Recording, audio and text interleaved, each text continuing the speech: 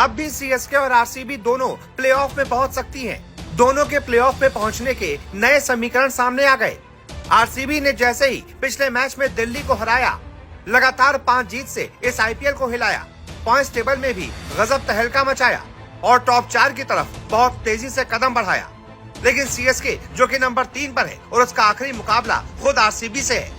ऐसे में लोग कह रहे हैं कि उस मैच को जो जीतेगा वही टॉप 4 तक पहुंच पाएगा, लेकिन ऐसा नहीं है। अभी भी सीएसके और आरसीबी दोनों प्लेऑफ में पहुंच सकते हैं। ऐसे में क्या कहता है प्लेऑफ का गणित, हम आपको अगले 2 मिनट में समझाते हैं। बस आप हमारे साथ वीडियो के आखिर तक बने रहिएगा।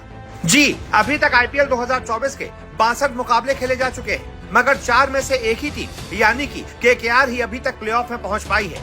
वहीं बचे हुए 3 पायदानों के लिए अभी भी 7 टीमों के बीच जंग जारी है।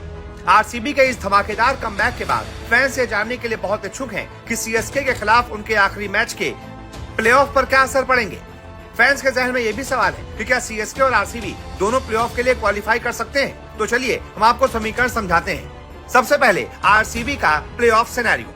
18 मई को अपने आखिरी ग्रुप स्टेज मैच में आरसीबी का सामना चेन्नई सुपर किंग्स से होगा। अगर आरसीबी सीएसके को पहले बल्लेबाजी करते हुए 18 रन या फिर रन चेज में 11 गेंद रहते हुए हरा देती है, तो उसका net run rate Chennai super Kings से बेहतर हो जाएगा। ऐसे में उनका प्लेऑफ में पहुंचने का चांस ज्यादा हो जाएगा। आरसीबी फिलहाल 13 मैचों में 12 पॉइंट्स के साथ 5वें स्थान पर है और आरसीबी अब यहां से ज्यादा 14 अंकों तक ही पहुंच सकती है। सिर्फ इतना ही नहीं, उसे सीएसके को इस अंतर से तो हराना ही होगा, साथ ही साथ सनराइजर्स हैदराबाद और लखनऊ सुपर जायंट्स के बीच मैचों पर नजर रखने की जरूरत होगी। अगर एलएसजी अपने 2 मैचों में से केवल 1 मैच जीतता है और दिल्ली कैपिटल्स और गुजरात टाइटंस दोनों अपने नेट रन रेट में काफी कमजोर रहते हैं, तो आरसीबी और सीएसके के बीच 18 मई का मुकाबला एक तरीके से वर्चुअल क्वार्टर फाइनल मुकाबला हो सकता है।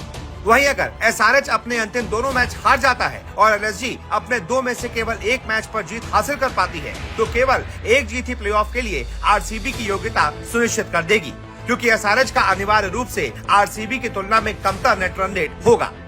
अब इसके बाद आपको समझाते हैं चेन्नई सुपर किंग्स का प्लेऑफ सिनेरियो। सीएसके फिलहाल 13 मैचों में 14 अंकों के साथ पॉइंट टेबल में तीसरे नंबर पर है। सीएसके का आखिरी मैच रॉयल चैलेंजर्स बेंगलुरु के खिलाफ है और अगर वो मैच जीतते हैं तो प्लेऑफ के लिए क्वालिफाई कर जाएंगे।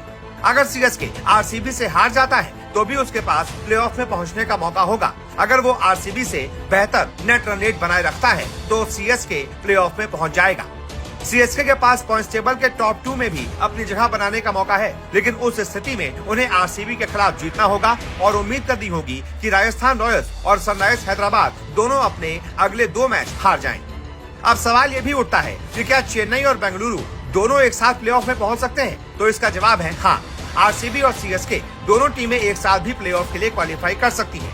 हालांकि इसके लिए कुछ तिकड़म लगानी होगी। पहली तिकड़म, आरसीबी अपने अगले मैच यानी कि 18 मई वाले मुकाबले में सीएसके को मामूली अंतर से हरा दे। इससे आरसीबी के 14 पॉइंट हो जाएंगे और उनके नेट रन रेट में भी थोड़ा सुधार हो जाएगा। वहीं हार के बावजूद सीएसके का नेट रन रेट आरसीबी से बेहतर रहेगा। ऐसे में सीएसके नंबर 3 और आरसीबी नंबर 4 पर पहुंच जाएगी। लेकिन ये इतना आसान नहीं है, इसके लिए 2 तिकड़म और है। एलएसजी अपने 2 मुकाबले 14 मई को दिल्ली कैपिटल्स के खिलाफ और 17 मई को मुंबई इंडियंस के खिलाफ, इन दोनों में से सिर्फ एक ही मैच जीते तभी आरसीबी और सीएसके दोनों क्वालिफाई कर पाएंगे।